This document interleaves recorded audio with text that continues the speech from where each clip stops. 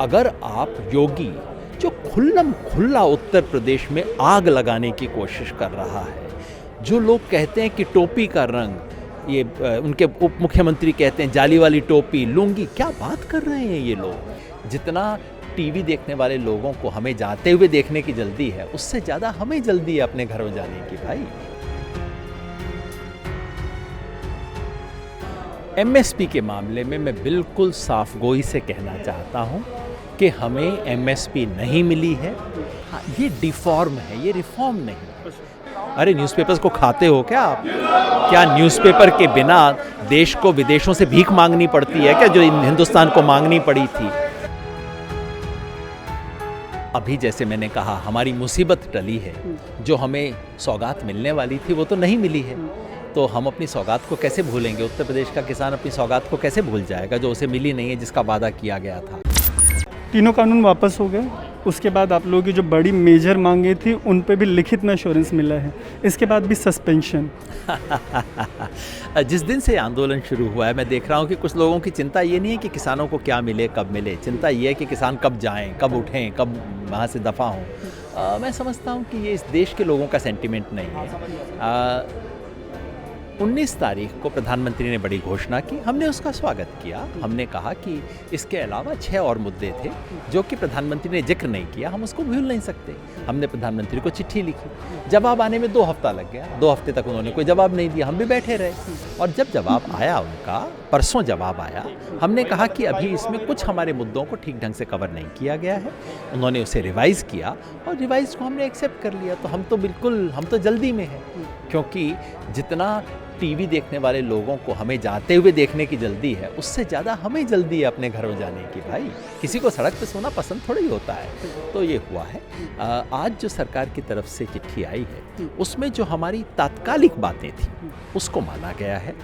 तात्कालिक क्या थी? सबसे बड़ा केसों का मामला था। सिर्फ हरियाणा में हमारे 38,000 किसानों के खिलाफ केस थे।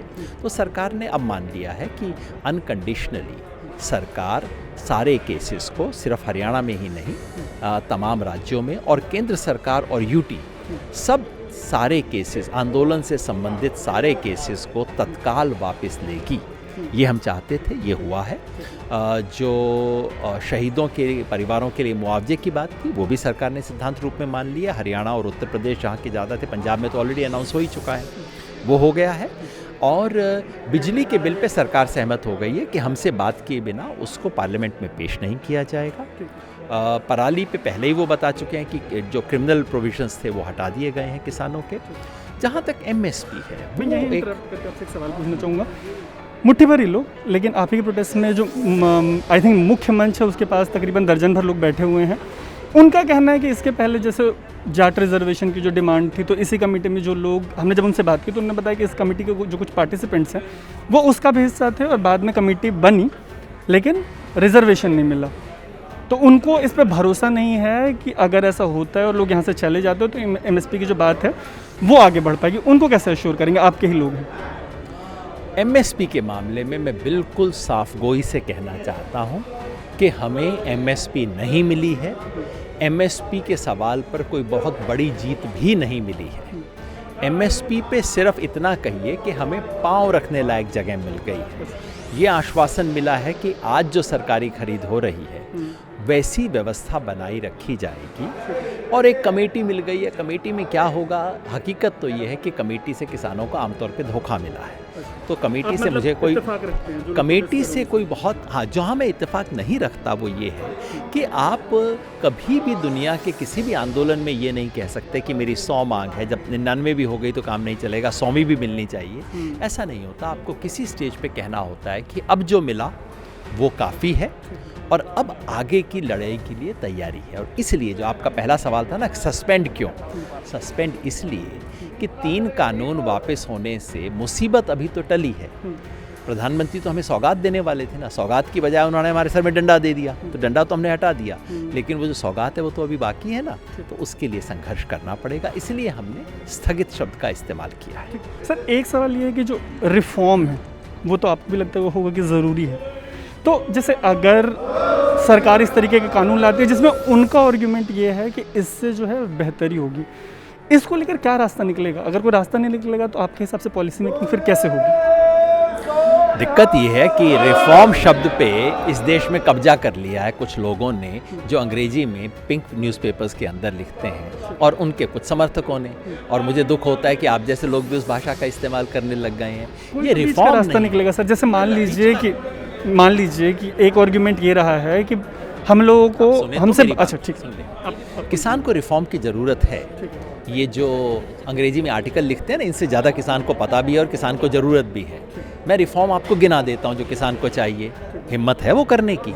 इस देश में 8,000 मंडियाँ हैं, 9,000 मंडियाँ हैं, 40,000 की ज़रूरत है। अधिक मंडियाँ बननी चाहिए। करेगी सरकार रिफॉर्म, जेब से पैसा लगाना पड़ेगा। इस देश में रिफॉर्म वही कहा जाता है जिससे गरीब लोग तंग हों, उसको रिफॉर्म कहा जाता है। और जिससे अडानी और अंबानी के पैसे बढ़ जाएं, उसको रिफॉर्म नहीं कहा जाता। किसान को रिफॉर्म चाहिए कि एग्रीकल्चर मंडीज़ के ऑपरेशन को बेहतर बनाया जाए। किसान को रिफॉर्म चाहिए कि देश का हर किसान फसल का बीमा हो सके। इस सरकार ने बढ़ाने की बजाय घटा दिया है। वो रिफॉर्म की मांग क्यों नहीं करते हैं? हमारे साथी कविता कुरुगंती ने कल परसों एक लेख लिख के 15 रिफॉर्म गिनाए हैं जिसकी किसान को ज़रूरत है। दिक्कत ये होती है कि इस देश में रिफॉर्म की भाषा पे अडानी अंबानी का कब्जा हो गया और उनके दोस्त पत्रकारों का कब्जा हो गया है। आप बोल रहे हैं कि रिफॉर्म का जो डेफिनेशन है कॉर्पोरेट ड्रिवन है। हाँ, ये डिफॉर्म है, ये रिफॉर्म नहीं है। रिफॉर्म अगर वो हो जिससे किसान खुशहाल हो तो हम क्यों नहीं चाहेंगे। रिफॉर्म ऐसा हो जिससे कंपनियों का राज हो और मेरे को कोई अच्छी सी अंग्रेजी में बताए नहीं एक्चुअली इससे 20 साल बाद किसान को ये फ़ायदे होंगे। मैं कहूँगा थोड़ा बात अपनी अंग्रेजी इतनी पॉलिश ना करो, थोड़ा किसान घूम भी आया करो दुनिया। अंग्रेजी वाले लोगों पे ज़्यादा गुस्सा है।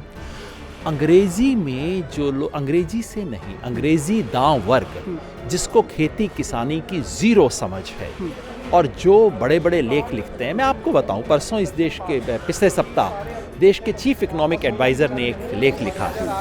शर्म आनी चाहिए ऐसे लेख लिखने वालों को। कहते हैं कि किसान को मिनिमम सपोर्ट प्राइस मिला तो कल को न्यूज़पेपर्स भी मिनिमम सपोर्ट प्राइस मिलेंगे। अरे न्यूज़पेपर्स को खाते हो क्या आप?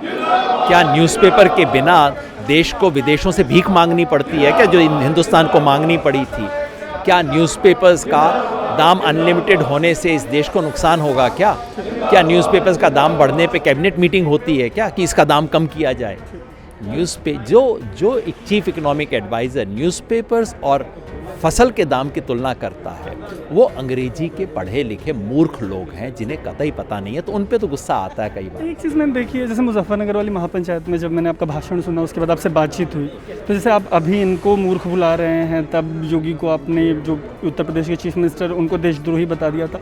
इतना गुस्सा, आप तो मतलब सबसे सोबर लोगों में काउंट होते हैं प्रोटेस्ट को लीड करने वाले। सोबर का मतलब ये थोड़ी ही है कि आपके सामने जो पाप कर रहा हो उस पर आपको गुस्सा ना आए। वो मेरी कमज़ोरी रही। अगर आपको अन्याय पे गुस्सा नहीं आता, अगर आप योगी जो खुल्लम खुल्ला उत्तर प्रदेश में आग लगाने की कोशिश कर रहा है, जो लोग कहते हैं कि टोपी का रंग, ये उनके उप मुख्यमंत्री कहते हैं जाली वाली टोपी, लुंगी, क्या बात कर रहे हैं ये लोग, जो प्रदेश में आग लगाने की कोशिश कर रहे हैं। अगर आपको उन पर गुस्सा नहीं आता तो ज़रूर आप में कमी है। अगर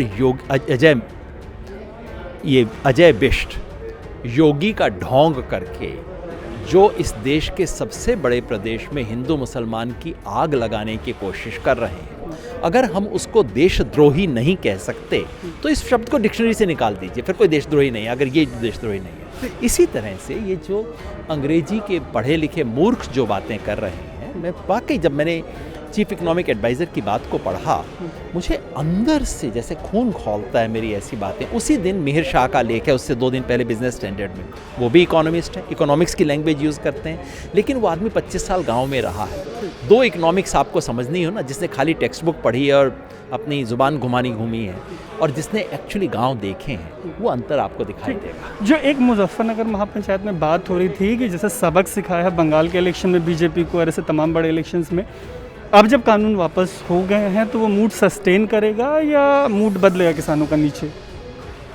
अब ये तो उत्तर प्रदेश के किसान तय करेंगे कि उनका मूड लीडर हैं, आप रिप्रेजेंटेटिव्स रहे हैं, आप लोग भी तो बताएंगे कि किस डायरेक्शन में जाएंगी चीज़ें। अभी जैसे मैंने कहा, हमारी मुसीबत टली है, जो हमें सौगात मिलने वाली थी वो तो नहीं मिली है।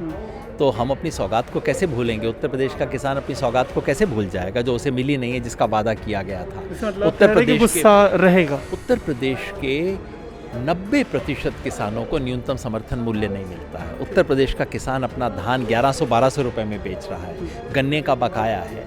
उत्तर प्रदेश के ज़्यादातर इलाकों में मंडी ही नहीं है खरीद की, APMC है ही नहीं। तो वहाँ का किसान इन सब मुद्दों को उठाए, ये तो हम जरूर चाहेंगे।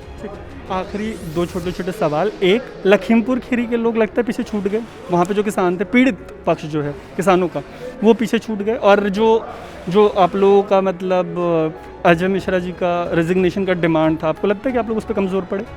हम वो पूरी नहीं हुई डिमांड, मगर वो डिमांड ना हमारी डिमांड पीछे नहीं हटी। वो हमने प्रधानमंत्री की चिट्ठी में लिखी है। अभी उस पर सुप्रीम कोर्ट ने एक कमेटी बनाई है, जिस कमेटी से थोड़ा उम्मीद अभी लग रही है। सुप्रीम कोर्ट में दखल नहीं देना चाहते। दूसरा ये कि मैं तो चाहता हूँ बीजेपी वाले अजय मिश्रा टेनी को लेके घूमे पूरे देश में। जिस देखेंगे अजय मिश्रा टेनी को, किसानों के मन में तीर लगता है उस आदमी को देख के। तो ये अजय मिश्रा टेनी को सस्टेन करना, प्रोलॉन्ग करना, इनके लिए महंगा सौदा होगा। कितना महंगा सौदा करना चाहते हैं, मैं देखना चाहता हूँ। आखिरी सवाल है, सेलिब्रेशन का क्या प्लान है? डीजे बजवाना क्या करना है? क्या होगा परसों? किस तैयारी से हैं? पार्टी के कपड़े पहन के आए, मीडिया कवरेज वाले कौन से कपड़े, क्या कैसे तैयारी करके आए हम लोग? बड़े हैवी सवाल। ये चीज़ बड़ी ढीली है मेरी, मैं बाकी चीज़ें तो जानता हूँ। मूड बदला आपका, गुस्सा आने लगा आपको, तो आप पार्टी वाली भी तो बात बताएंगे। क्या सीन है परसों का? मेरे ख्याल में यहाँ कुछ जरूर अरदास होगी, उसके बाद लोग सेलिब्रेशन की तैयारी करके आए हम लोग। जरूर तय सेलिब्रेशन होगा, क्यों नहीं होगा। पंजाब है और पंजाबियों को तो सेलिब्रेशन दूसरों से बेहतर करनी आता है। ठीक है, ये थे हमारे साथ योगेंद्र यादव। इस पूरे प्रोटेस्ट को इन्होंने फ्रंट से लीड किया है। उम्मीद है कि अब जब इस प्रोटेस्ट को पोस्टपोन बताया जा रहा है और 15 जनवरी को अगली बैठक होगी, उसके पहले की जो तमाम बातें रही हैं उस पर हम आपको एक ओवरऑल अंडरस्टैंडिंग दे पाए होंगे। आप देख रहे हैं अनकट, मेरा नाम है तरुण।